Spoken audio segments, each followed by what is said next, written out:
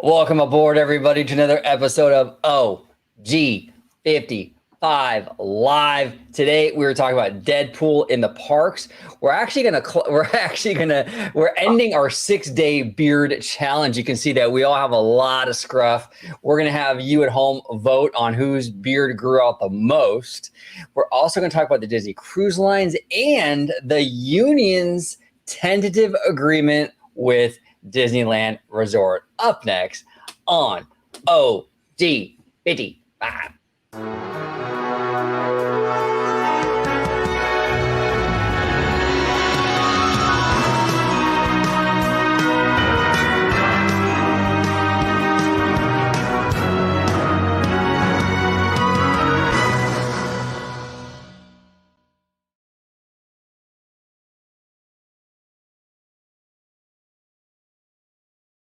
Welcome aboard, everybody, to another episode of OG55 Live. Yes, we are live in living color. Remember that show, In Living Color, on Fox? Mm-hmm. Oh yeah. Gosh, that was one of the best shows of all time. Absolutely loved it. But George, we have a lot to talk about today. If you can let everybody at home know where they can find you on social media. Absolutely. You can find me on X, formerly known as Twitter, at Disney George.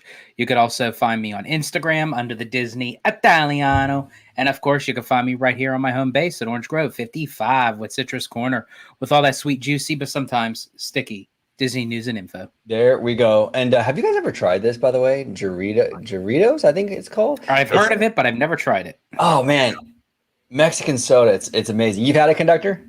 I have. It almost tastes like a sun kiss to me.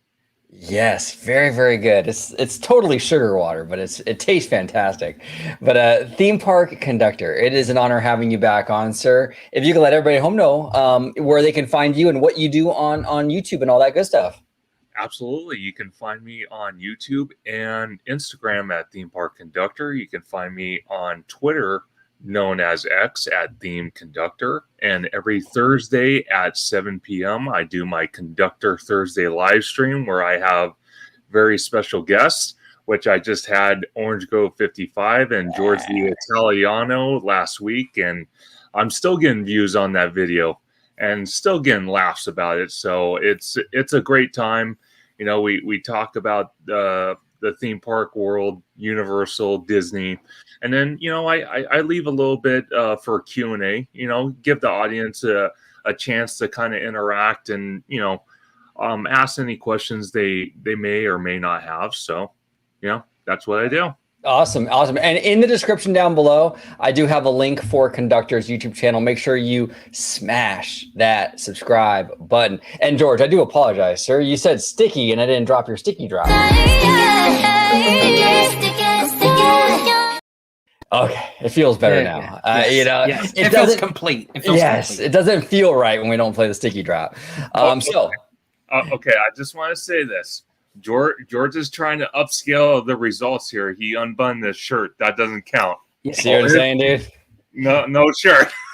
Come on. I'm telling you, I had to try to, like, it's almost like when you're like ready for the big game, you have to prep and prepare. And I'm like, okay, how can I swing some votes here? And I was thinking, I tried putting some Miracle Grow on my face, didn't work. I was considering on shaving my whole body and just like plastering it on my face, but I thought, no, too much work.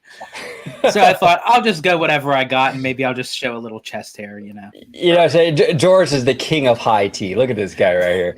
So I just want to give a shout out to people, everyone in the chat. You got the one and only Kaylee in the chat. We got Matthew Murr. We got Felicia Milani. We got Lene Ward. We got Mr. Trey Porter. Trey, big shout out to Trey. Trey has been a supporter of the channel literally since like my second video I ever made, like eons ago. So big shout out to Trey Porter. We love Trey.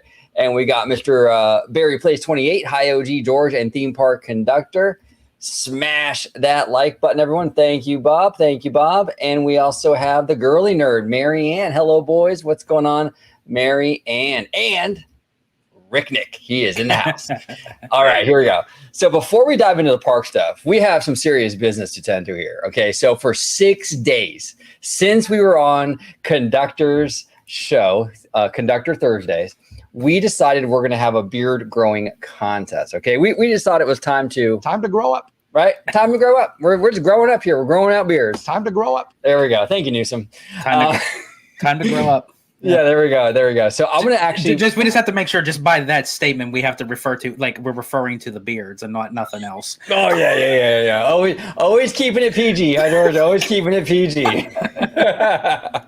Okay, so I'm gonna put some pictures up because it's kind of hard with the StreamYard. It's kind of further away, and what we're gonna do now, I'm gonna show each gentleman, myself, George, and conductor, and in the comment you can vote who has the biggest beard, who grew the most hair.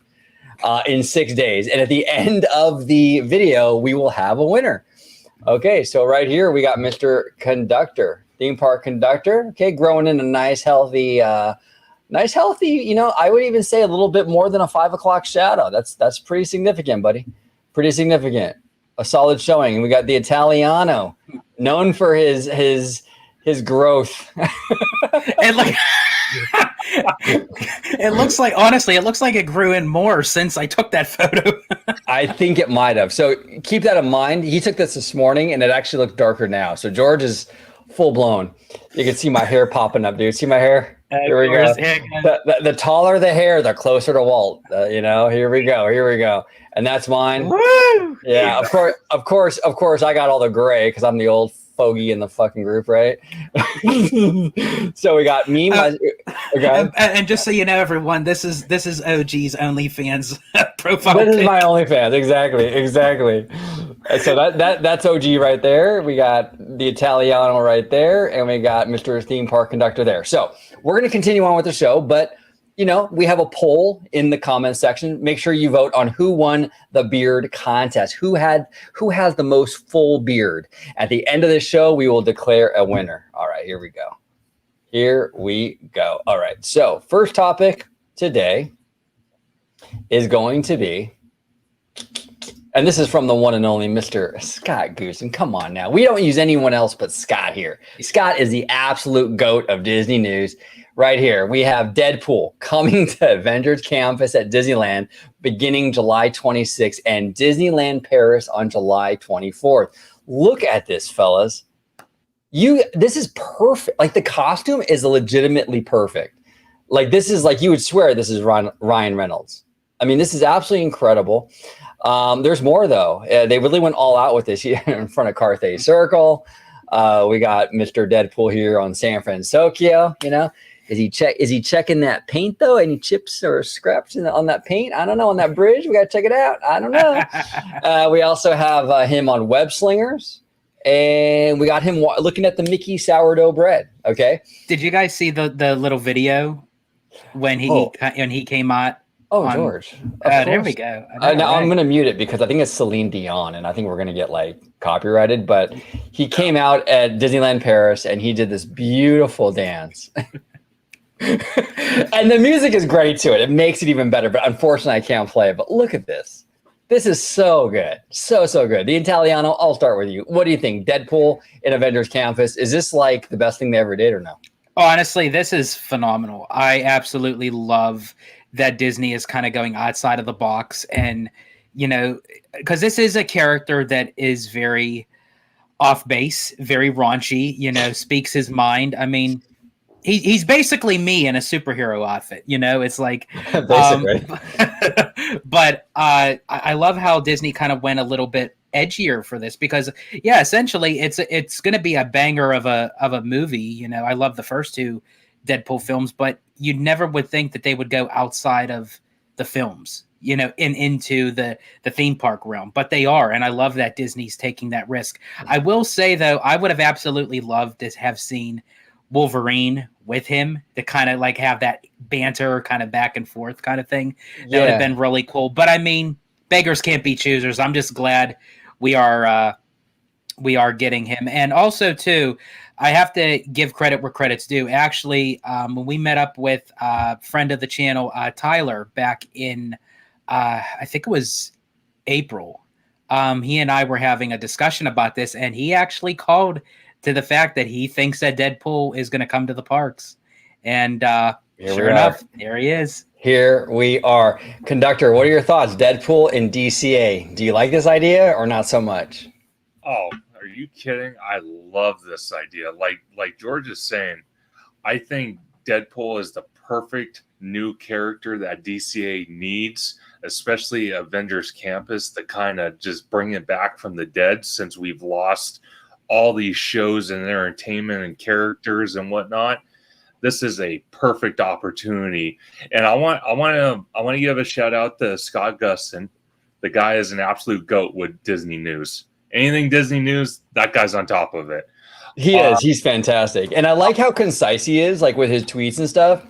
Oh, really like concise and really digestible. He doesn't get too wordy or anything like that. He kind of does his thing, but I absolutely love the way he packages the information. Go ahead, conductor. I do apologize, brother. Oh, no, all good.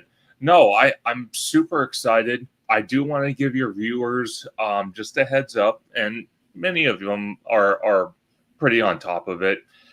Since he is coming to Avengers Campus at DCA on the 26th, if you are a Magic Key holder, or if you're looking to buy a ticket for that day, I would book your reservation, or I would buy your ticket immediately, because I'm telling you now, DCA is going to be more packed than Disneyland in that one little section to see Deadpool walk out. It was the same thing that we saw with the Hulk, and that kind of lasted a little bit, and then that went away. But I don't think Deadpool. I don't think his audience is going anywhere.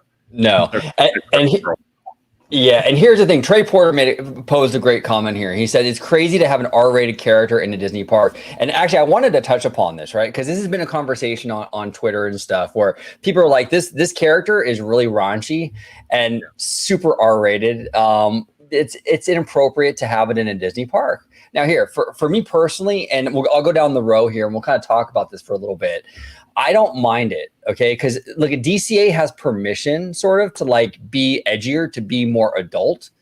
And this kind of character for me in a park like DCA works just fine. Now, here's the thing too.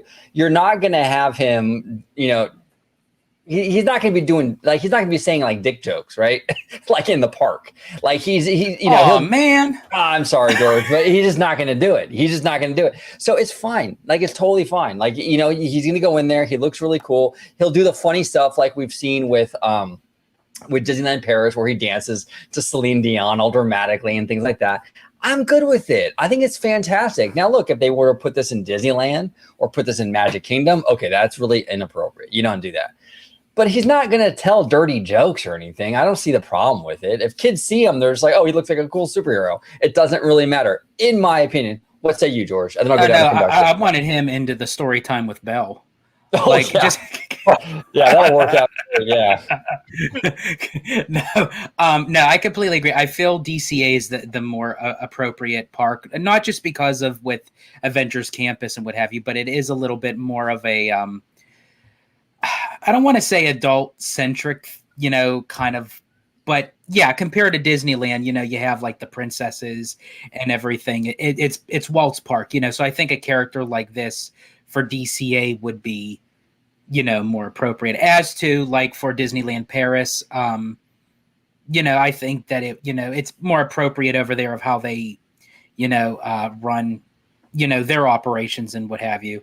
But yeah, story time with Deadpool. Absolutely. What say you, conductor? R-rated character, and he's not just R-rated. I mean, it's a capital R. He's really raunchy. Is that okay to have in a park like DCA, or what do you think? You know what? I actually agree. He should be in DCA. I have no negativity about it. Personally, for me. I hope he sees George, quite frankly, because George walking around, he might recruit him to the MCU. Right? Him and George are like this. Yep. Yep. we were separated at birth. Pretty much. Right. Pretty much.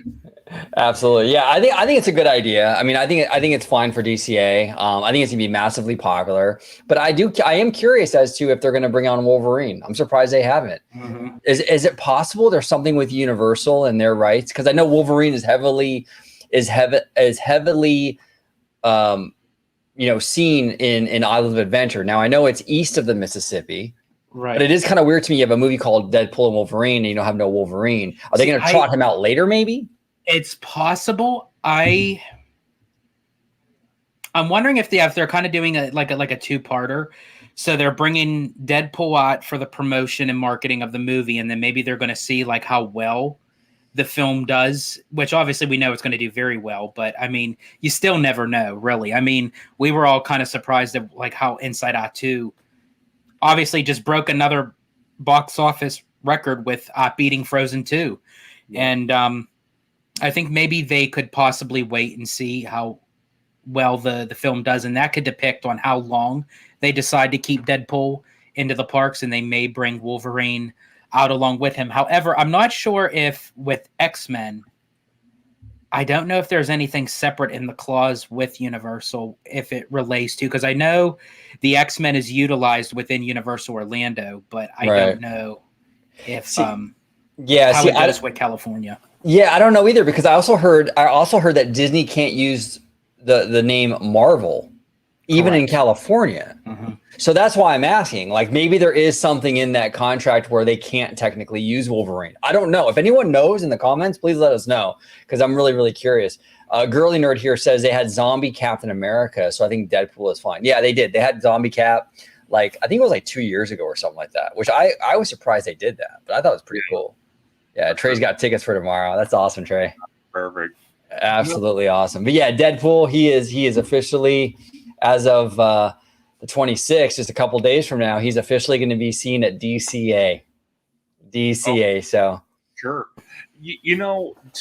To capitalize on what you guys are saying about Wolverine, like we were talking right before we went live, and I let you guys know that I'm going to be seeing the movie Friday morning. And from what I'm hearing is what Marvel's trying to do is bring Deadpool and Wolverine into the MCU. Mm-hmm. And then eventually there are rumors that they want to bring them into some type of Avengers movie, hypothetically, but definitely into the MCU. And if Kevin Feige is planning on doing that, I don't see why Wolverine can't make an appearance at Avengers Campus at DCA. I don't see why not. Yeah. Maybe they're saving them. Maybe they're just saving them. Maybe they're trying to, spread it out a little bit. Have Deadpool for a little bit, and then what they'll do is they'll bring Wolverine out later on in the summer or something. And now, speaking of like including them into the full MCU with an Avengers movie, I feel like with Deadpool, like obviously you could do that with Wolverine, but with Deadpool, you have to be very careful with that, because I don't want that to take away from that charm that Deadpool has, where he just kind of shows up out of nowhere. Sure. And, and I think if you give him like a full set on role, I feel like it kind of diminishes his character arc. So if they were to put him in Avengers, I wouldn't want him to have a huge part in it, but maybe have like a cameo or just like fly by, for a brief moment, and then let that, be it. Yeah, it's interesting. We'll see. This has been in my opinion, a flawless marketing campaign on Disney's part with this whole Deadpool thing. I mean, it's been absolutely flawless. The pictures look great. I mean, it's endless. I mean, like endless thumbnail potential for us as content creators, right? Oh, they're just beautiful photos. I think that show that we're seeing over there in Paris, where he's dancing to Celine Dion, is absolutely incredible. This is a cool thing. This is really cool. So we'll see how it pans out. Some people have issues with it. Personally, we really don't. I mean, it's fine. I do hope he pulls through. Pulls through. Yeah, we pulled through, George? Yeah. There we go. Absolutely. All right, now on to our next topic, which is Disneyland appears to have avoided a strike for now, but it's not quite over yet. Now, this is courtesy of our good friend Dirk Libby. Great guy. Check him out at Cinema Blend. But it says here, Disneyland has averted a disastrous strike for now. It says here it's been a pretty rough summer season at Disneyland Resort in 2024. A significant portion of Disneyland has been closed for several months, meaning that the normal summer crowds are packed into an even smaller space. But things were looking even more dire for the resort as 13,000 cast members, including ride operators, were on the verge of going on a strike. It says here, though, we achieved our goals, a 3-year contract that contains significant wage increases for all cast members, seniority increases, and additional premiums, as well as retention of premiums. We also addressed issues that will make the attendance policy work better for cast members. Now, the union will vote on July 29th on whether to accept the tentative agreement. So it's not over yet. It's not over yet. However, Disneyland fans should not simply assume that the contract will be approved. Back in 2021, Disneyland cast members rejected the tentative contract that the Master Service Council presented. So this is by no means a done deal. If the rest of the union doesn't think the bargaining committee got enough from the resort, the contract could be rejected again. So here's what I've been saying, and this is why we haven't done a whole lot of videos on this union thing. This is pretty much par for the course, right? It's a lot. Something like this gets announced, it gets out there in the media, and there's all this drama and fervor about, oh, are they going to shut down the park? This, that, and the other. This is going to be a catastrophe for the park, for Disneyland, and yada yada yada. And there's all this talk, right? Yada yada yada yada. And then ultimately they go back and forth, and they ultimately work something out. This is over and over and over and over again. And here we are again, likely. They're gonna, either they accept this one or they have to go back to the drawing table and adjust a few things, and they'll accept the new one. But at the end of the day, it's gonna sort itself out, and that's why I wasn't really too stressed out about it at the beginning, because these things 99.99999% of the time, sort themselves out. They work out, and it'll be okay. We will survive. But George, what are your thoughts on this? Is this pretty much what you expected, or is this? Yeah, pretty much. It was, as we said all the times, it's like by the 11th hour, it's like they'll come up with something, they'll throw it on the table, they'll run with it. Now, as you said, we're not out of the water yet with this, but I think that if, cast members are, willing to want a change and accept something that Disney is offering, I think the unions will encourage them to say, hey, you know what, I would take this deal. Because you're, depending on like whatever they're offering and what have you, it's not going to go, much higher. So the fact that Disney was willing to want to work with the unions and, give the cast members more than what that they were already starting out with, I think is a great start. And, but yeah, as you just said, OG, it's like one of those things. It's just like, why, really talk about this when we kind of already know what the outcome is. And then it's like, if you do, then it's like everything else that you talk about is in vain. And it's like, it just goes down the tube. So it's yeah.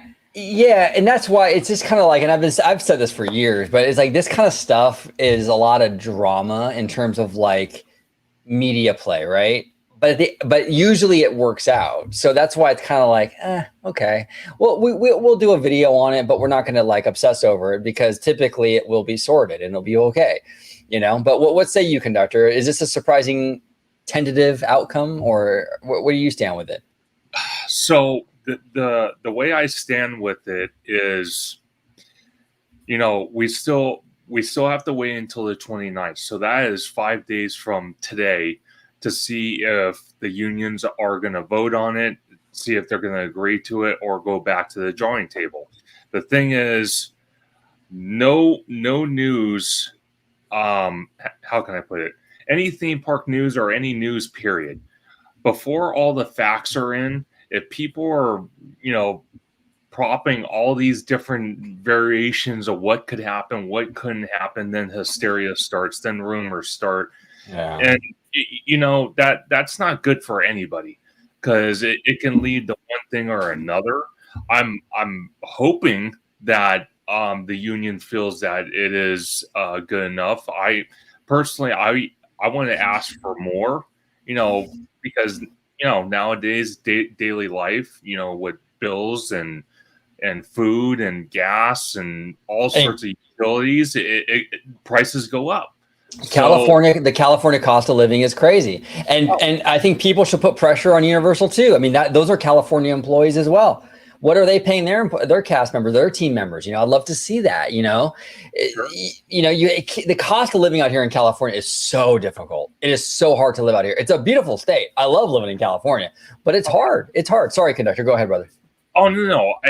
The only other point I was going to bring up, and I think we talked about it on my Conductor Thursday live stream last week when I had you both on, was the fact that whatever agreement they come to and wages do go up, which I'm happy for the cast members. They earned it. They deserve it. They need it. The only thing for us theme park fans, how will that affect Disneyland Forward projects? Right. How will that affect the possible rumored Tomorrowland remodel that's been going off and on for what it seems like for a decade? Then you got, entertainment that just recently got cut from Avengers Campus. So there's areas in Avengers Campus that has no entertainment, just a show that used to be there. Then you got Bob Iger's contract that's ending in 2026 with him finally, hopefully retiring this time. And then with the new CEO coming in. So, Disney's got to play it smart, but also they got to support their cast members. Because one thing that I remember talking to you both about on my live stream was that the customer service industry is not as easy as people make it sound. It is very difficult at times. You can have the best of customers and you can have the worst. And I'm sure these cast members have gone through hell and back. So, I 100% believe they need a wage increase. All I'm saying is, what type of cutbacks or trimmings are we going to see from future projects? And that brings us to Mark McHugh right here. He says, "Do you think this will impact the guest experience? Will increased wages mean cutback services?" And it might. And that's what Conductor was talking about. Now, that doesn't mean that we don't support the cast members, and that doesn't mean that we don't think they should be getting a higher wage. We absolutely do.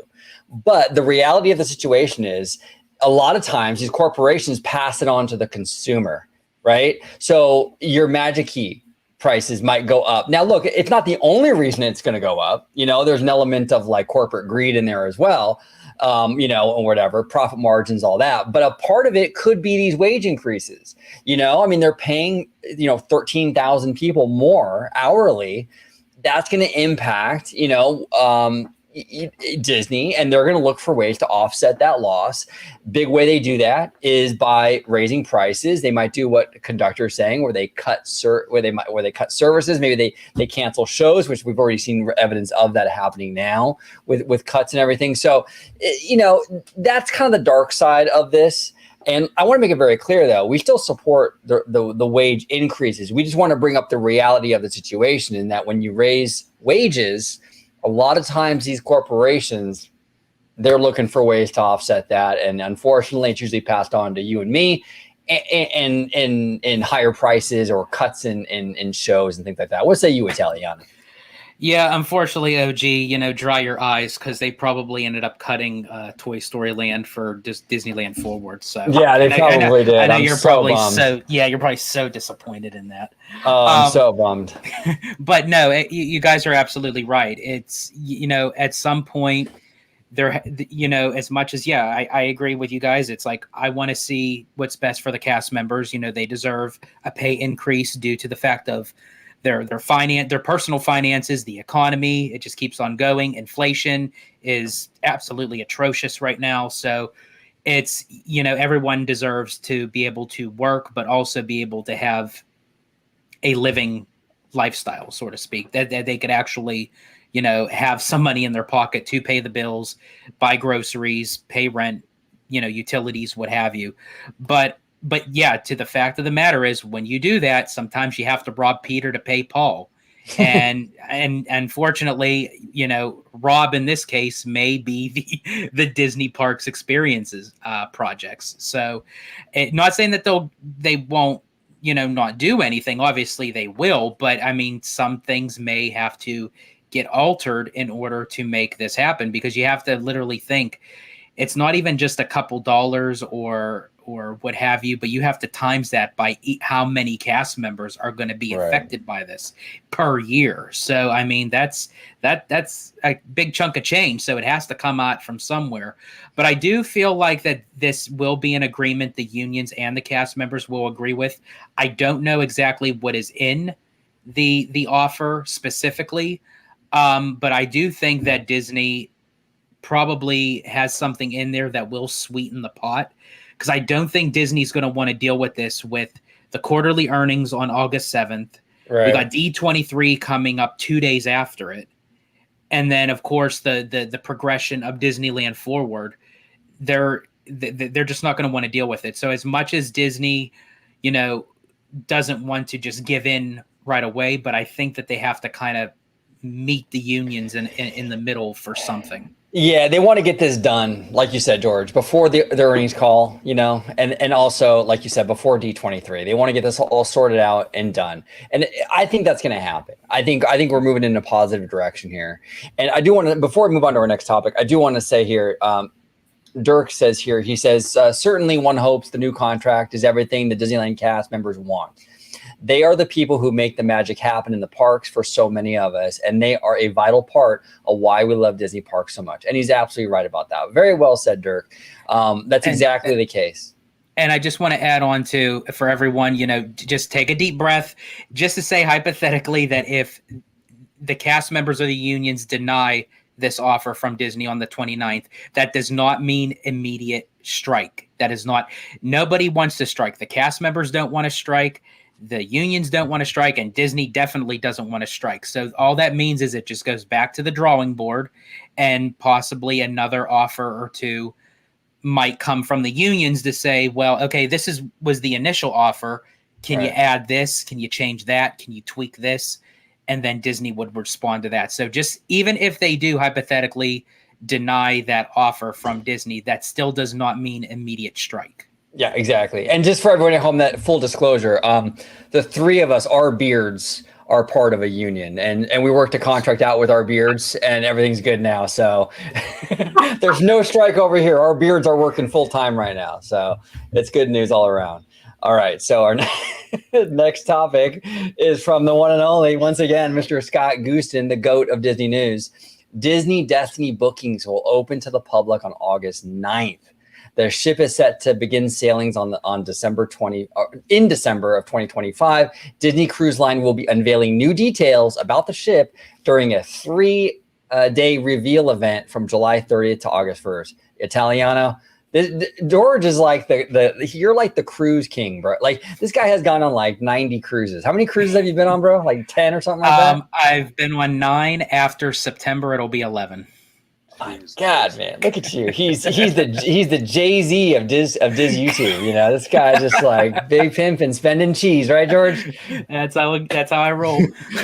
What do you think about this Disney Destiny bookings? So I brought this up just because I thought this was quite interesting. I covered a little bit about this actually on my first Citra Solo video I did for the channel. For anyone who hasn't checked it out, definitely check it out. It's a good watch, and it's been a real minute since I did a solo video back in my Disney Family Man days. But anyway, so I talked about it, but I did not cover this in the video. And I thought this was quite interesting that Disney is doing this 3-day reveal from, as Scott had pointed out, July 30th to August 1st, which is basically a week before D23. Now, this does make sense that they are announcing everything with the Disney Destiny because they're going to start, having bookings on August 9th, which is actually the first day of D23. So I thought that's very interesting that, this is something that you would think that they would have saved for the parks presentation, but obviously they're not, but they're still going to talk more about the cruise line. So it makes me wonder, do they have something more up their sleeve than just the Disney Destiny and the Disney Adventure. They might not. Disney kind of does this historically, right? Where for some reason in the lead up to D23, they announce a bunch of stuff. But it'll be interesting, George. I hope that's the case. I really hope that's the case. You were telling me recently too, in terms of cruise lines, Disney doesn't really have that big of a fleet compared to some of these other companies. So they have some room to add some other ships. It's possible maybe at D23 they announce some of that. And it's very possible because that was also included in the $60 billion investment for the parks and experiences, and Disney Cruise Line expansion, and for what they're calling it, counts for 20% of that. It's crazy, absolutely crazy. Now, let me before we continue, real quick, I want to go through some of these comments. We got Mr. Tones Poppy in the house from Bad Thought Studio. He says, "OG, aren't you supposed to shave after the episode?" Yeah, I probably will, dude. I don't know. I'm not used to having like hair on my face. How do you do it, George? How do you do it, sir? It's a gift, really, but it's like no. Actually, I'm probably going to shave. But what I'm probably going to do is I'm probably going to keep the mustache and the goatee. I'm going to shave all this. Plus, I'm also going to go see my my hairstylist on Saturday, so I want to look good for her. So, don't worry, I already beat you to that one. I got my so I already beat you to that one. You already beat you. Interesting. You use electric or you use manual shaver, George? Oh, I have to use an electric shaver because a regular hand it doesn't work on this. It never has and probably never will. It always gets stuck. Literally, when I say it gets stuck, if I use just a normal razor, it'll literally get stuck and it'll just stick in my hair. Oh God, that's some thick hair, Italiano. And and we have the one and only Navy in the house. She said, "Dot, fuck him up." And you know who Dot is. You know who Dot is, right? Let's go. Dot, fuck him up. I'ma do my. Mr. Kendrick, one more time. Dot, fuck him up. I'ma do my. All right, there we go. Awesome. It's good to see you, Maybe. Absolutely, always a pleasure having Maybe in the house. Mark McHugh here says, "I've never understood the Disney cruise thing. If I'm going on a Disney vacation, I'm going on Haunted Mansion and Space Mountain." What about you, Conductor? What are your thoughts on the Disney cruise? Have you ever been on one? Are you interested in going on one? Or no, I've never been on one. I do want to go on one. I've been on other cruises like the Royal Caribbean, the Princess, and some other cruise lines, going to Haiti, going to Fiji, going to Mexico, all sorts of destinations. I haven't done the Disney cruise one though. I would be in for it to do one just to say I did it, to say, okay, I've done it. But who knows? I might like it. I might have to get a second job to compete with George now. I'm gonna have to go on 15 cruises. I'm telling you, man. Once you go on a Disney cruise, it's I don't know. You just convert over to this new religion that it's like you just want to just keep on going. And as I said, after my first one in 2014, I never looked back. Just kept on sailing ahead. No pun intended. You know, it's funny too, Conductor. Like my first cruise was November 2022. Okay, I went with my family, and it was on the Disney Wonder. That was my home ship, basically, right? And I knew I was gonna like it. I'm like, okay, you know, come on, it's a cruise. How do you not like it? I'm telling you, I didn't realize how much I was gonna like it. Like, I fell in love with this thing. I mean, and literally, like, I don't even need to do anything, dude. Like, I don't need to go and meet like Pirate Mickey or anything. I don't really care about that. Like, just sitting on the balcony, watching the water, watching the fish and the dolphins and the sea life is enough for me. I can do that literally all day long and be fine with it, you know? Oh, for sure. It's fantastic. I think you would love it. I really do. If you're a nature guy at all, you would absolutely fall in love with it. But it's a beautiful experience. Italian, are you kind of the same as me, or are you kind of more of a mixed bag? You'll meet Pirate Mickey, do that whole thing, come back and on the. Where do you stand? I think for me, I mean, obviously, I am so much in relax mode on a Disney cruise than I am the parks, but I do still utilize the way I kind of configure of how I do the parks, because for me, I'm like a kind of go with the flow kind of thing. It's like, you know, if I feel like doing an activity or if I feel like doing some rides, I'll do that. If I want to meet a few characters that seem to kind of catch my grift, I'll do that. And then there's times where it's just like I'll just sit back on a bench and people watch and catch your grift like a YouTube grifter. That's good. Go ahead. I apologize. Go ahead. But that's how I am like with the cruise. Like more so I'll relax, but then there's times where it's like I like to do some of the adult activities, go to like to the nightclubs and play the adult games or watch like the entertainment offerings that they have.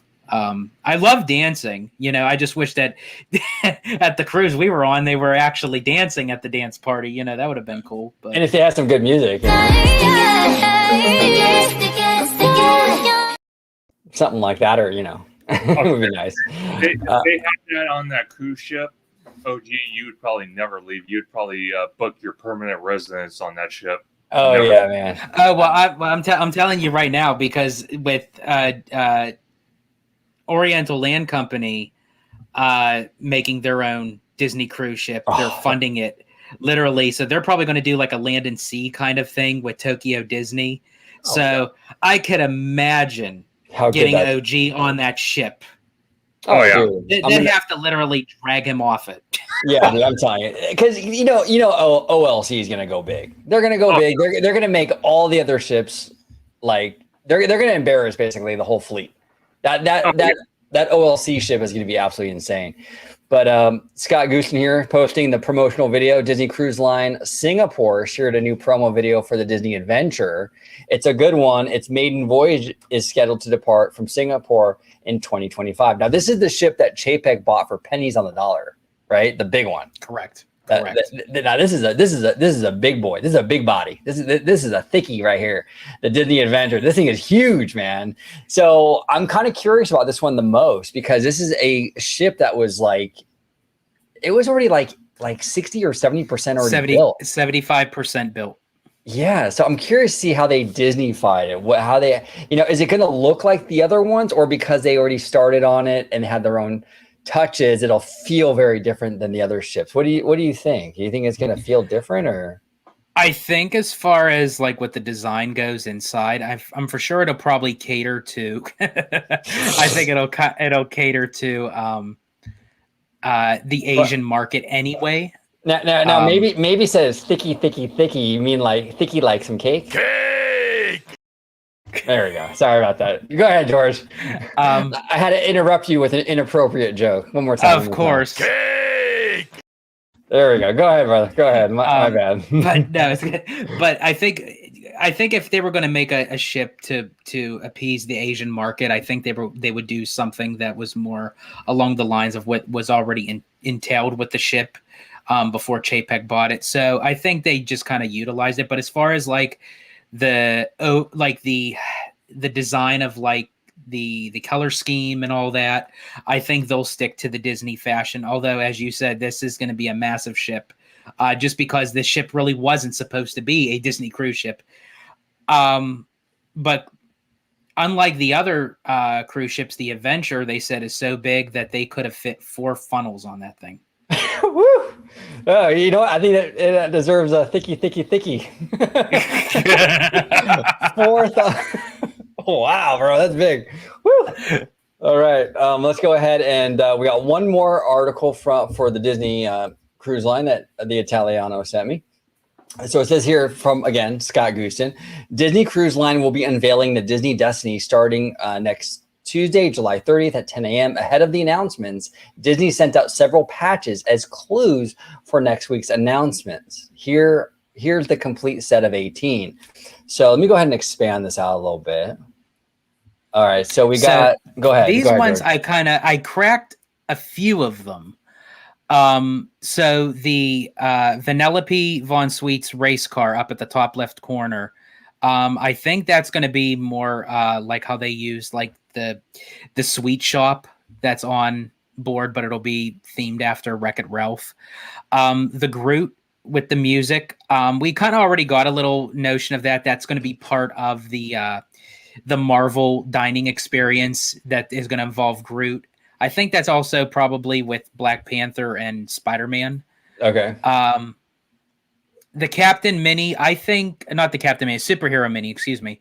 I think because the main storyline is how that's what it's all about, the destiny of Minnie becoming like a superhero kind of thing, fighting off the Disney villains. So I think superhero Minnie may be the statue in the lobby atrium. Oh, that's interesting. Okay. Obviously Captain Mickey, he's everywhere. Personally, not to interrupt you, George, but personally with the Disney, now this is the Disney Destiny, right? Correct. I don't know, man. For the statue, I'd go Anakin Skywalker. You were the chosen one! I would go Anakin Skywalker. It just feels like for that name, it should be like a Star Wars character. It's your destiny. Yeah. Yeah. You were the chosen one! Come on, Disney. Come on. Now, with Jack holding the ice cream, that basically, I'm guessing the ice cream area up at the top deck may be themed to The Incredibles. And then also too, I've noticed above Mickey, you see Pain and Panic, but of how they're showcased, it's like the theater masks. Right. Yeah. So it makes me wonder if one of the shows aboard the ship is going to be Hercules. Yeah, probably because they have that Broadway, or not Broadway, but that stage show right on the West End. I think it is something like that for Hercules. So I would imagine that that's already in production or whatever. So you bring it to the ship, right? Yeah. What say you, conductor? You know what? I was looking at one particular, actually two of them. George, you and OG would know. Do they have, on the Disney cruise lines, do they have bars for adults on the actual ship itself? They do. Yes. Oh, okay. Yeah. And we learned that the hard way when the bill came at the end of the cruise. I have my ideas how you guys did that. No, I was looking at both. It almost looks like, if I'm not mistaken, is that a zombie next to the Spider-Man patch? And I believe it's supposed to be like a ghost from the Haunted Mansion. Okay, so the reason why I bring that up, because I think I forgot what news I heard, or rumor. I heard that Disney wants to make or create some type of Haunted Mansion bar. Mm-hmm. Correct. That's kind of what that reminding me of. Yeah, on the Disney Treasure, which is the ship that's being actually built right now. Okay. It's a sister ship to the Destiny, is going to have a Haunted Mansion bar and lounge. Okay, got it. And the same for the Jungle Cruise. So I'm assuming that this ship will probably have that as well. Okay, now, what do you guys think, before you go on? What do you guys think about the skull and the swords? Perfect. Well, that was actually what I was just going to bring up. Now that can kind of go either way. That could just signify Pirate Night. That they usually have on all the ships, but it possibly could be even another kind of bar and lounge that's kind of, in design of Pirates of the Caribbean, which I think that would be awesome. Yeah, I said before, like there's a lot of franchises that really lend itself to like a bar, basically, like, and Pirates is one of them. Like, how do you, like, a pirate bar just makes so much sense, Do we know if the pirate thing at Magic Kingdom, is that going to sell alcohol, George? Oh, the new the tavern or whatever. They never confirmed, but I believe that they are, because I think it's an adult only section. Yeah, I believe so. Yeah. Okay, that's cool. And Lene Ward here says Muppet Treasure Island. From your lips to God's ears, Lene. That would be amazing. Absolutely amazing. Now, Girly Nerd has a great question here. She says, the Anakin statue sounds amazing, but are there issues because it uses a person's likeness? It's Hayden Christensen. So... True. I don't know. Does that cause an issue? I'm not really sure. Maybe it would. I mean, it's possible. I don't know if people would go on. Well, I mean, people nowadays, but I think more so people would go on and just see, as long as it's recognizable to the fact of that's the character itself. Yeah. But, also that falls into same play with Jack Sparrow, with Johnny Depp. A lot of people have different opinions on him, but it's like when you see the character, do you see Johnny Depp or do you see Jack Sparrow? Excuse me, Captain Jack Sparrow. Captain Jock. All right, let's go ahead. We have some questions here we got the one and only Kaylee. We love Kaylee with two E's and a little hibiscus flower. She says here, do you think they'll bring a new nighttime parade for the 70th, like how they brought Paint the Night for the 60th? You know what? I hope so. And I hope the parade they bring is Paint the Night. I would love for Paint the Night to return. Although, here's the thing with Paint the Night, though. It kind of feels more like a DCA parade to me. I don't know. It just has that DCA vibe. I think because of Cars is heavily shown in it. It just feels more DCA to me. Which I'm glad you brought that up because I got a little bone to pick with some things here. Being that you mentioned that, because here's the thing. I was a big believer of having a parade at DCA. And actually, if that is the case, I want Paint the Night. However, after experiencing the Better Together Pixar parade, which is cute, it's cool, but it makes the operations of that park an absolute mess. We got stuck in that. We got stuck with the bathroom row, that San Francisco bathroom row. Yeah. George and I, we got stuck in that thing. Remember when the parade was going by, and it was like you couldn't move. And speaking of bathrooms, it is like so backed up there. You think the park was constipated, like literally. It's just like I mean, and to do that like day in and day out because they usually have like the parade twice a day. It's just unfortunately that the park just feels like it wasn't really designed for a parade. Now I don't know. Maybe that'll change once they expand the park. Because it'll flesh out a little bit, give it some breathing room. But as of right now, I mean, now don't get me wrong. If they do decide to put Paint the Night in there, I won't complain. I personally would prefer a night parade over a day parade any day, to be honest. Me too. A day parade just feels like a day parade. But a night parade, Paint the Night, Main Street Electrical Parade, Spectro Magic. I mean, for sure. Oh man. But no disrespect to the one and only. There we go. One more time. That song is such. Oh my god, it's such a banger. Yeah. I wish I could play the whole thing, but Disney won't let me. I would literally play the whole song. You know, jam out to it. But what say you? What say you, conductor? What do you think about this? A new nighttime parade for the 70th anniversary of Disneyland? So, my whole thing is, I would love to see both the parade in DCA and Disney in Disneyland, both of them. And I think to George's point, I think it would be better at night. You know, because I think if they want to use projections, they want to use fireworks, they want to use whatever means at their hands, I think it would be better at night. The reason why I say that is, like we talked about on my Conductor Thursday last Thursday, was I kind of felt that Disney with the 100th kind of went light with the Disneyland and DCA. And I'm not just talking about parades. I'm talking decorations. I'm talking characters. Don't get me wrong. The characters had their 100th anniversary outfits, but it wasn't really going for me. So I'm kind of hoping that with the 70th, we kind of go out with a bang, if that makes sense. Because I know the Diamond Celebration, the 60th, was incredible. Well, I'm glad you actually brought that up, Conductor, because let me ask you, do you think Disney would do something a little bit more for the 70th, or do you think that they would now lean more towards the 75th? Now, the reason why I say that is because I don't know. Now, Disney may have some things up their sleeve, which they may announce at D23. Sure.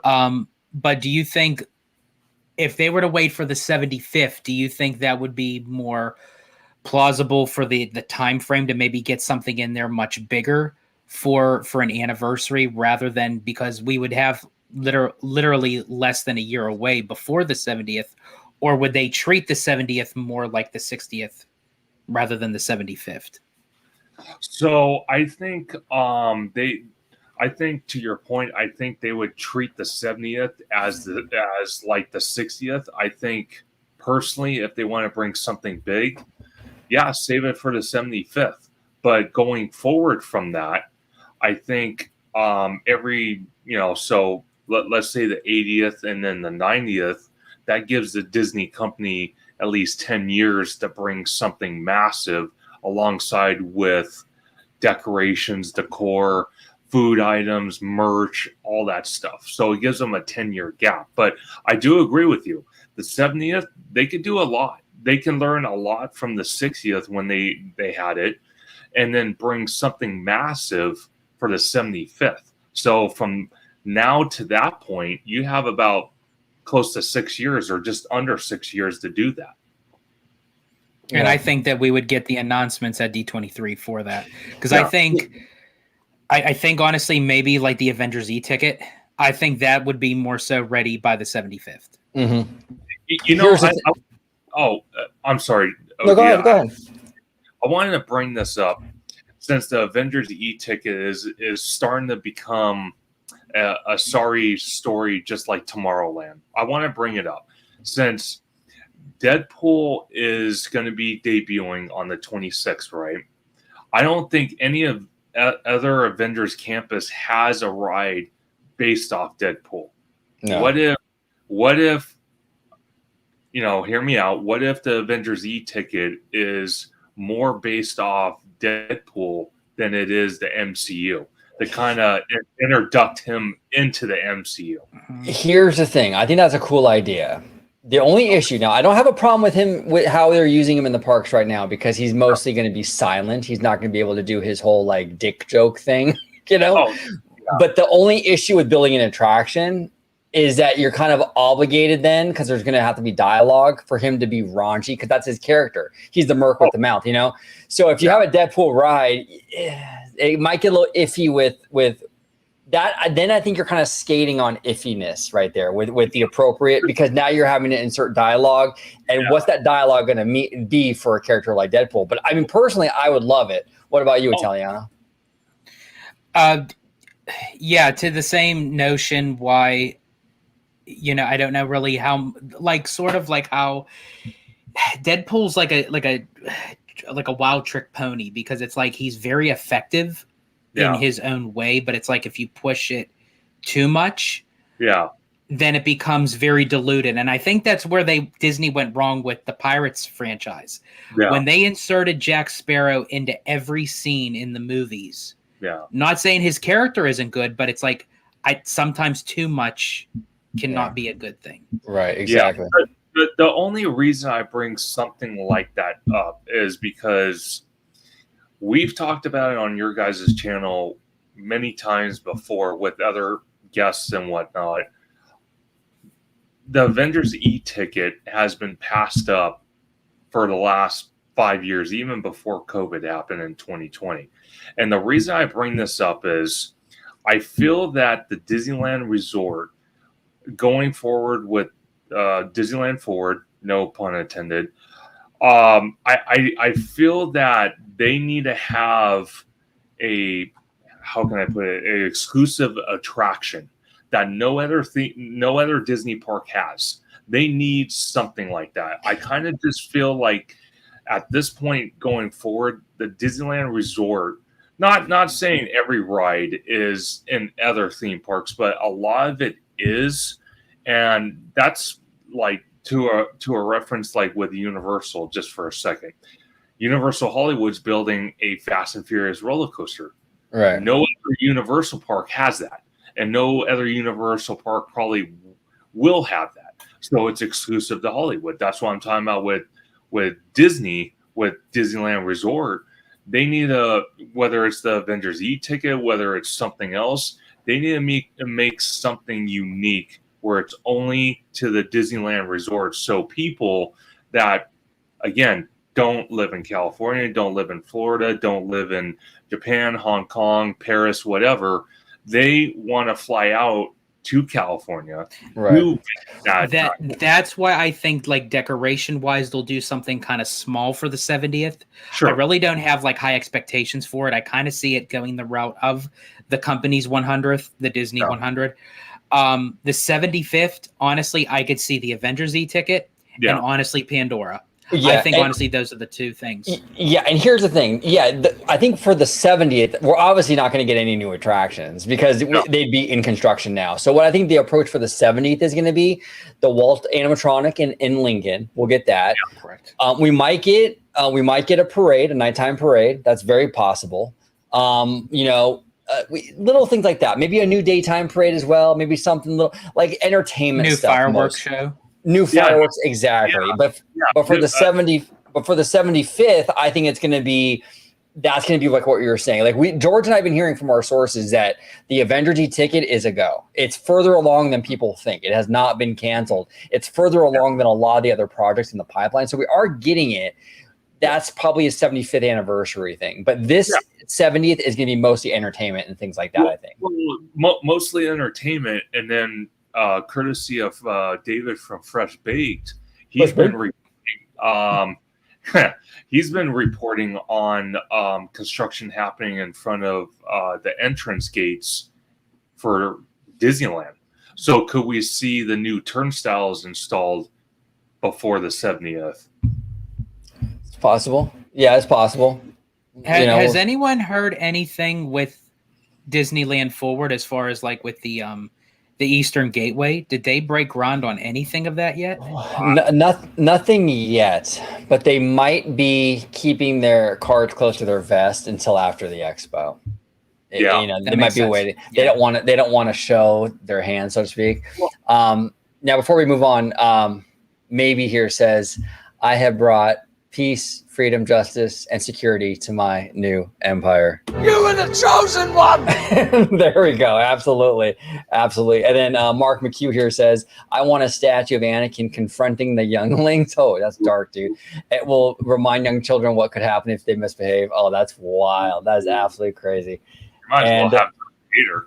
Yeah, you might as well have a Vader. I actually got a Vader here. Hold on one second. Here. I am altering the deal. Pray I don't alter it any further. Yes. Girly Nerd here says, I'd love it because I've never seen Paint the Night in person. Girly Nerd. Ooh. Missing out. Come on. That's a great parade. And Linnea Ward here says, will anything ever happen with Tom Sawyer Island, or will it just be a legacy island and stage for Fantasmic forever? I feel like there could be something more on it. Here's the thing though, like you kind of touched upon it here with Fantasmic. That Fantasmic makes it hard to go too all in on Tom Sawyer Island. You don't want to necessarily put anything on there that's going to disrupt the show. I don't know. That's kind of my take on it. What say you, Italiano? I mean, do you think that we'll ever see anything done with it? Or do you think it's going to be, because right now, the way it's set up, it makes it kind of easy for Fantasmic. It's kind of like this kind of lazy, kind of a quiet thing during the day. You put a ride over there though, and you kind of change the whole dynamic. And then you also make kind of a mess too with the rafts back and forth with so much demand during the day, right? I don't know. Yeah. I think honestly, Tom Sawyer Island, it's basically just kind of like just leave it be in the sense, kind of let it feel organic with the nature side of the park, because that's what makes Fantasmic at Disneyland so unique. It's like you pass that area multiple times, throughout your day at Disneyland, and then at night that whole area just comes alive with Fantasmic. And it's like I always like scratched my head because I've seen Fantasmic down at Walt Disney World many times before seeing it at Disneyland, and I'm like looking at it like that's so weird of how like you could actually go over to Tom Sawyer Island and they literally turn it into a stage basically with everything. So it's like I think it's as fascinating. I really honestly wouldn't touch that area and alter it in any way, in my opinion. Yeah, I'd be open to like a freshening up, but I don't know if you put anything big on there. Like changing, change like the whole dynamics of that area. I wouldn't touch it. Yeah. No. What say you, conductor? I agree with George 100%. I don't think it should be touched because you have to think about it. So with Disneyland Forward happening, way down the road, obviously, because Disney moves at a snail pace, and I can say the same thing for Universal on some projects. I think, if I'm not mistaken, didn't Walt have something to do with Tom Sawyer's Island? When you say something to do with it, because it's been there since day one, hasn't it? What I mean is like he had a hand in bringing that to life, is what I mean. Yeah, because that was opening day. What it did that right, George? That wasn't at that because that was there, and then they added New Orleans Square in the '60s. But the Tom Sawyer Island was there in '55. That should have been there around opening. I don't know if it was actually. I think it was titled Tom Sawyer Island, but I mean that whole area was there. Yeah. The reason why I bring that up is because things are changing, things are evolving. And I know a lot of people, especially Bricky, we've all seen his videos. He cherishes Walt, I think, more than any of us. Like the point I'm trying to get across is a lot of people have talked about over the years about trying to reserve as much as original as they can. Whatever Walt had a creation in, to kind of reserve it in a way. So I don't think Tom Sawyer Island should be touched. I do agree it needs a brush up, a tune up, whatever. I agree with you both. I don't think there should be a ride on that island. I think they tried that with the old, what was that train ride they had? And it wound up being Thunder Mountain. Nature's Wonderland. Yeah, Nature's Wonderland. And, I'm sure it was fun back in the day, but, I've seen video of the Walt Disney World's version of Fantasmic, and it kind of feels like you're walking into an amphitheater to watch it. This, on the other hand, where it's kind of like, it's like a jigsaw almost. It's like a puzzle box, at night. It becomes a stage. During the day, it's all closed in. You can walk on the stage, kind of, if it's not blocked off or whatnot. So I kind of feel that that's one of those elements that's unique to Disney, the Disneyland Resort.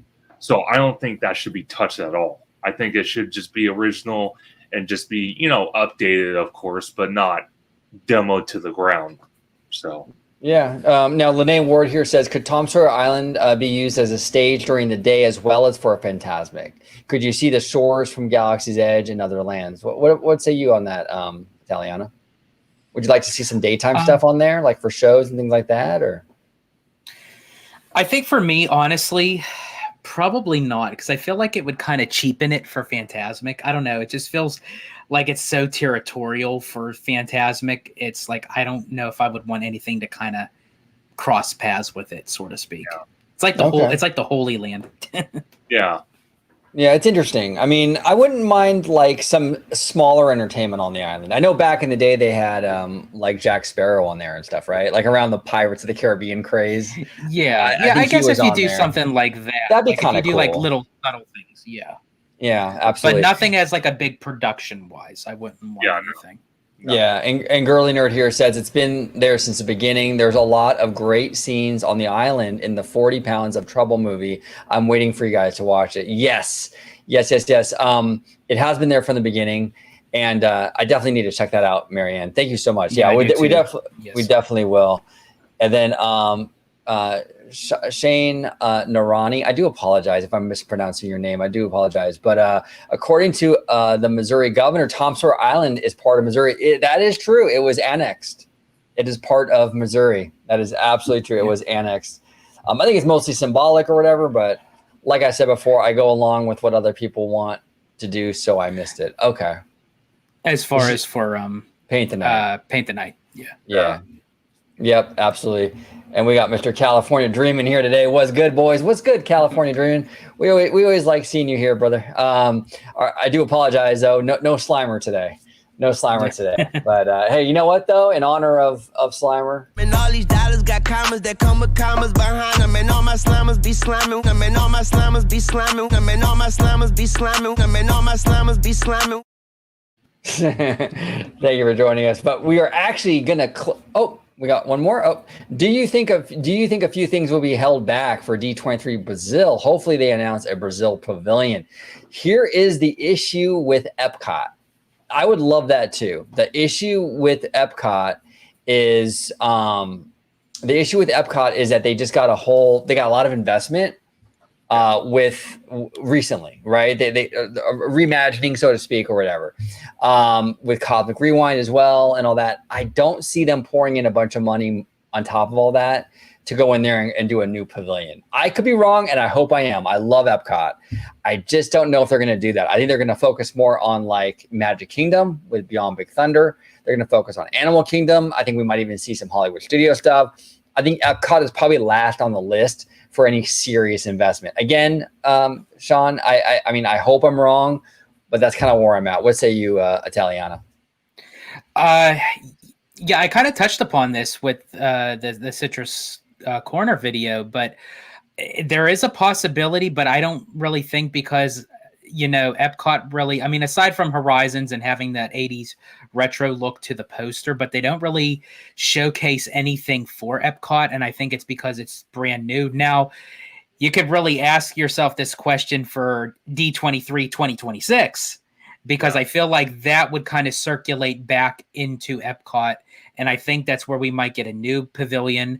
I think that's where we'll get Inside Out, maybe part of the Wonders of Life pavilion, and also maybe an updated Imagination pavilion with Figment. I think that would kind of circulate back once they touch upon what's going to go on with Magic Kingdom and Animal Kingdom, because even Josh D'Amaro even said it during that his little spiel during that press release, that they're going to be covering more of Walt Disney World than a lot of people think outside of just Magic Kingdom and Animal Kingdom. So it'll definitely be interesting. So to your point, George, is that for this D23 that you two are going to, or the one that's going to happen in 2026?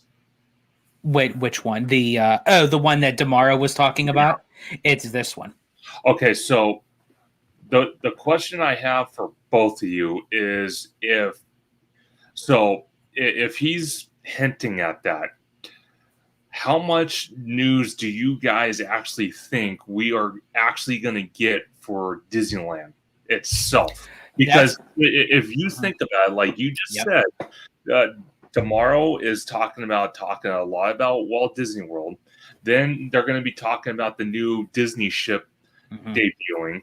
So it kind of makes me wonder how much Disneyland news is going to come out. I've said this before, and actually it kind of solidifies what I was thinking. I think a lot of people are going to go into this thinking, because Disneyland Forward got greenlit by the city of Anaheim, that it's like, oh, we're going to get news after news, breaking news, project after project. That's not necessarily the case, because obviously Disneyland Forward is a multi-year, multi-decade project, so to speak. So obviously they're not going to make all those announcements at once. I personally think, in my opinion, I think Disneyland's time is not going to be at this expo that a lot of people think. I think Disneyland's time is going to be in 2026. Once they get everything of the rezoning, once they start the Eastern Gateway, because they're going to have to get all the parking lots open, the parking structures built. And who's going to want to go to a presentation and talk about rezoning and parking lots and structures and bridges? So I think they may mention that. Yeah. But I think, honestly, this is going to be Walt Disney World. I don't know why. I think, honestly, Disneyland will get some stuff, as we talked about, the Avengers e-ticket, Pandora, possibly Zootopia. I don't know. Yeah. It just depends on where Pandora is going to be placed. Yeah. But I think those two, Avengers and Pandora, I think we'll get news on. But I don't think we're going to get a lot of news of what people think that they're going to get for Disney. The reason why I bring this up, and I said this earlier when we were talking about Avengers Campus. So Avengers Campus, to me, at this moment, the Avengers e-ticket is starting to feel like Tomorrowland, where it's been put aside several times. The way I'm looking at it, today is the 24th as we're doing this live. obviously D23 is starting on August the 9th and going from the 9th to the 11th. Do you think it would be in tomorrow's best interest to maybe show like an aerial photo, right? Mhm. So let's say the Avengers e-ticket, the future Avengers e-ticket. Let's say, he shows an aerial view where they are actually doing actual construction, where they are actually ripping up the parking lot, kind of showing the people, hey, we're not axing the Avengers e-ticket for another 2-3 years until the next D23. We're actually showing you progress that we are actually doing it instead of getting false promises. Because even Hey Bricky reported it. I've watched that Hey Bricky video from the Anaheim Convention Center when the last D23 happened, and the disappointment I saw in his face, what he had, the voice that he had talking about it, he was so utterly disappointed because just because tomorrow might not say, oh, it's blue sky, oh, what about this, what about that, we're all at a point now where it's like, hey, if you're going to announce something, we need to see evidence of it. Well, you yeah, can't, you're right. You're right, conductor. It's to the point now where the announcements aren't enough. Tomorrow has kind of broken the trust with fans, right? So he's basically like, if he announces something, fans are going to be very skeptical, is what I'm saying. It's kind of a Kathleen Kennedy situation at this point. So he has to say, like, look, you know what? We have this coming, and this is the timeline for it. Or, hey, you know what? The Avengers ticket is coming, and you know what? We've already started. Ground broke on it. That's the kind of concrete stuff that we need to see. In terms of, George, what you were saying, I think you're onto something. I think the Disney World will probably get more announcements. I think Pandora will get a lot more details on that. I agree with you. I think Avengers e-ticket, we're going to get that. Probably not Zootopia, just because we're hearing that Pandora is going to be in DCA. So I feel like Pandora and Zootopia feels like a lot for one park, like in one expo. You know what I'm saying? Probably not, maybe hinted at, but not like anything major. In terms of Disneyland, I don't think we're going to see anything Disneyland forward for Disneyland. No. Maybe that Tomorrowland rumor, but that's about it. Right. I think honestly, if Tomorrow were to do Conductor's idea, maybe show some aerial of like viewpoints of even them kind of like rezoning. And I know it sounds uninteresting to a lot of people, but I think that would kind of make them understand of why they wouldn't be getting any Disneyland news. Right. Because it's like, hey, this is what we're working on. You'll get more, later coming on. But this is how Josh shot himself in the foot, because this should be now the time for Disneyland Forward to say, here's what we could do. This is what we should do. This is but he can't do that now because he wasted all his get out of jail free cards with the last several D23 events. Yeah, he did. And now Mr. Tones Poppy here says, what's up, theme park conductor? How have you been, bro? There's you know what? I've been trying to grow this beard to piss George off. Yep. That's what I've been up to. Exactly. And Bad Thought Studio, he says, did you drop my heart, OG? Here you go, Tones, right there for you. And I'll give you some heart cheeks too. Oh, is that what you dropped? I thought it might have been his junk. Oh, my junk. And look at Mr. Tones Poppy in the kitchen, just cooking up something. You know what Tones is really good at cooking? Is cooking fresh House of the Dragon videos. Make sure you check him out on YouTube. See that segue, Tones? Check him out on YouTube, Bad Thought Studio. Check him out.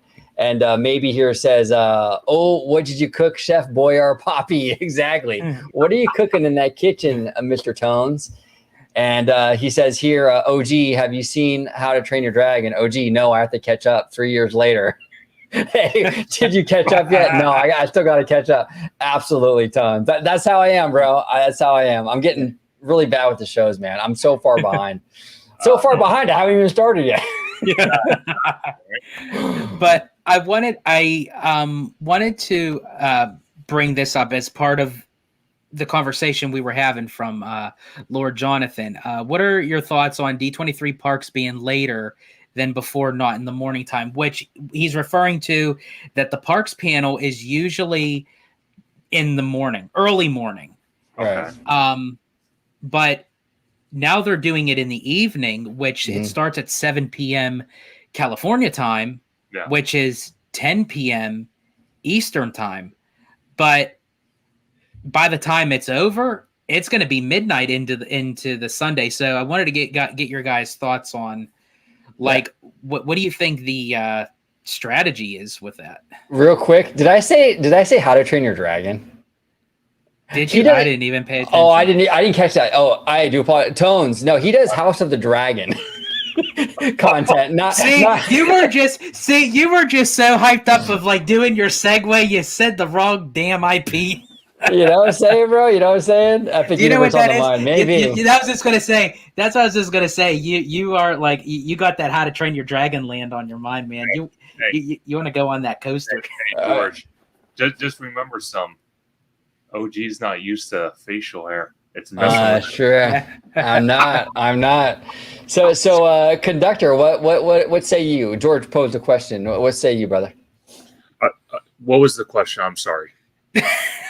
So, what do you think Josh D'Amaro's game plan is by like switching like the times around? Like, what do you think? I don't know if that was his decision, but Disney in general, as far as having the parks presentation in the evening, because literally all this information that they're going to drop, it's going to be literally late at night in California time, and then on the East Coast, it'll actually be Sunday morning. Yeah. So how can I put it? I think for the people that are going to the event that live on the West Coast, California, even the neighboring states, I think it's more beneficial to them.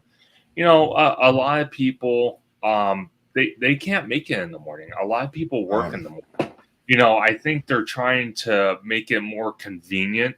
So that's why they decide to move the time. And instead of having the event, the showcase at the convention center, that's why they decided to rent out the Honda Center.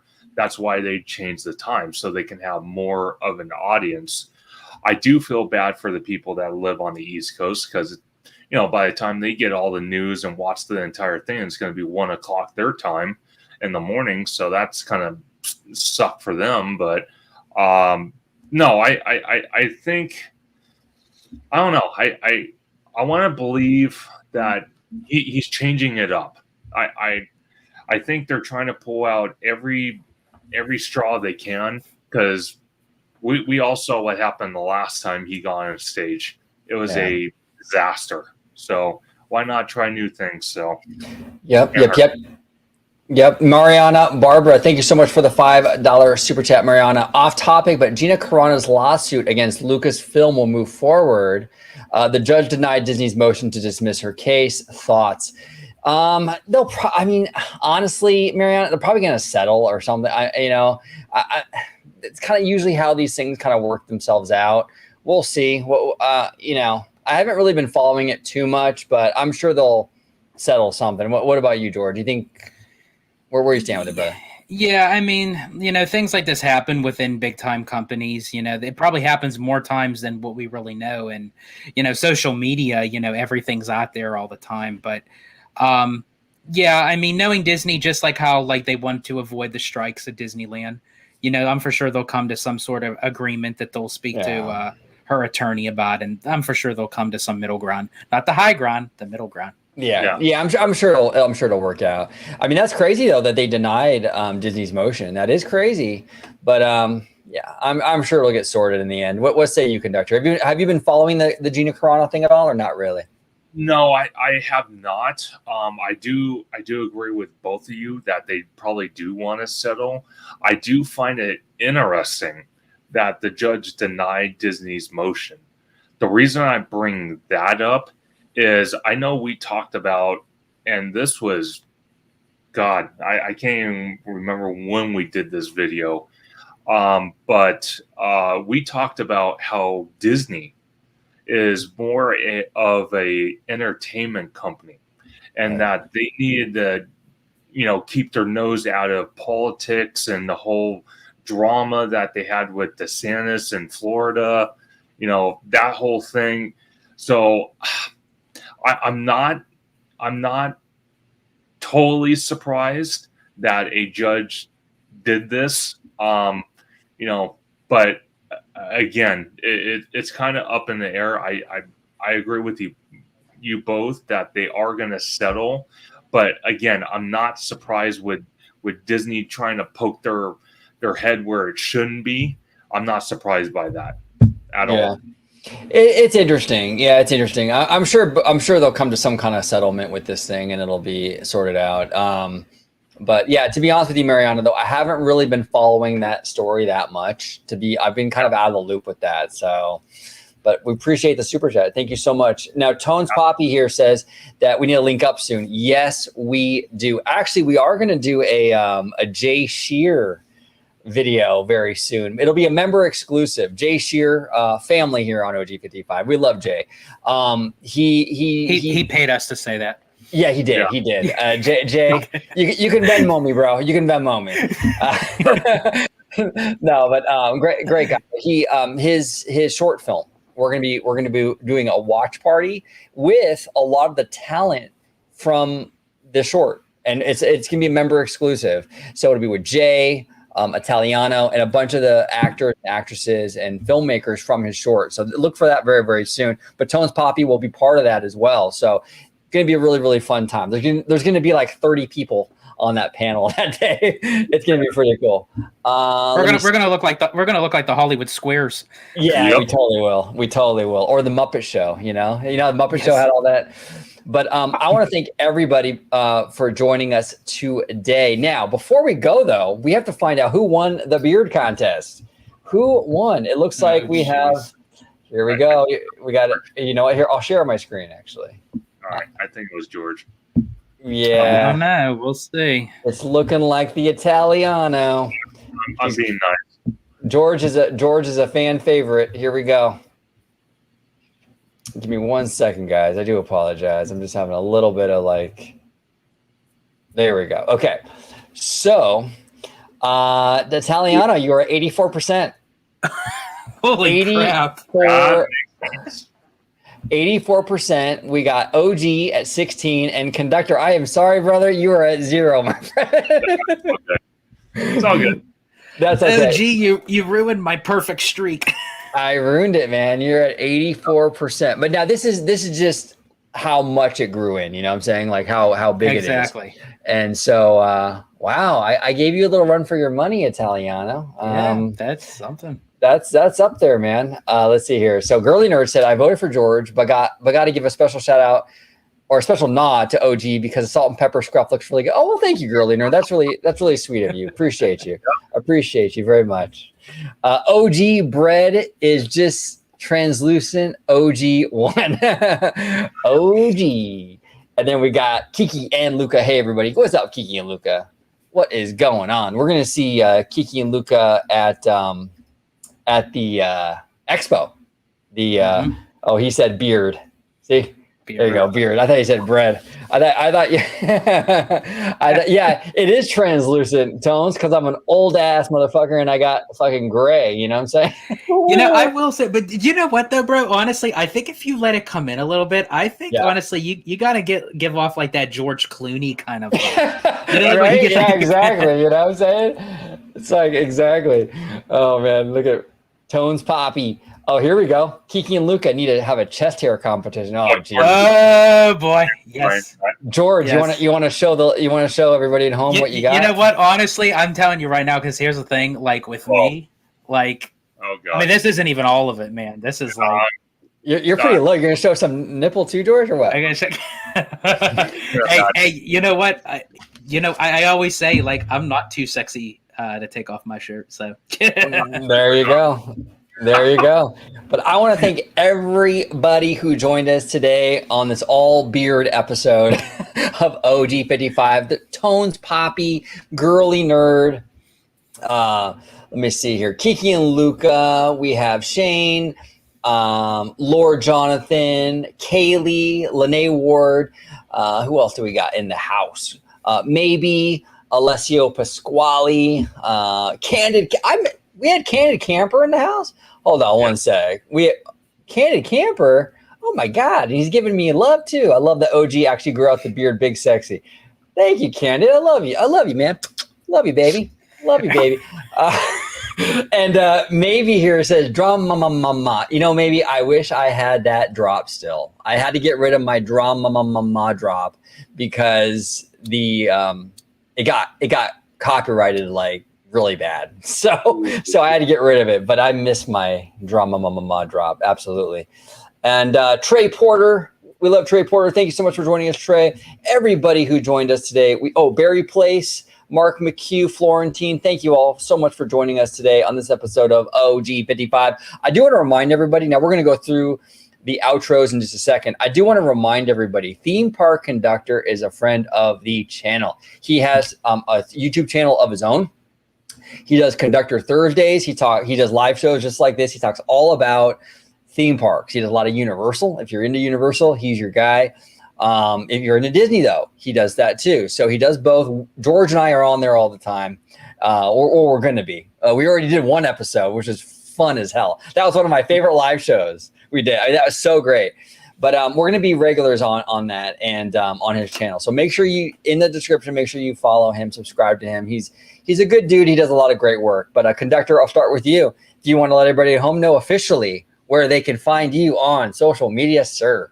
Absolutely. You can find me on YouTube and Instagram at Theme Park Conductor. You can find me on Twitter, known as X, at Theme Conductor. You can also find me on Discord, which is at Theme Park Conductor. And then, like OG was saying, I do my Conductor Thursday live streams every Thursday at 7 p.m. And just a little channel update. I'm going to be at Universal tomorrow, covering all the exciting news of the Fast and Furious roller coaster. So stay tuned and make sure you follow and subscribe on my socials and my YouTube so you never miss a beat. There it is. There he is. And Tone's over here. Wait, I just have to say, honestly, I would probably win this one anyway, because honestly, if I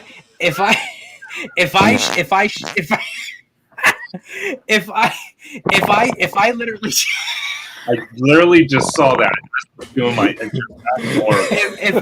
I'm telling you right now, I would get this one too, because literally if I shaved all the hair off my ass, I could probably turn it into a toupee. Oh my God. Can you imagine the poor guy who got that toupee? Talk about an ass hat. Yeah, right. Exactly. Florentine, no butts. Exactly. No butts. And we got George. Oh, I love it. I love it. Love it, love it, love it. George, if you could remind everybody where they could find you on social media. Absolutely. You can find me on X, formerly known as Twitter, at Disney George. You can also find me on Instagram under the Disney Italiano. And of course, you can find me right here on my homepage at Orange Grove 55 with Citrus Corner, with all that sweet, juicy, but sometimes sticky Disney news and info. Sticky. There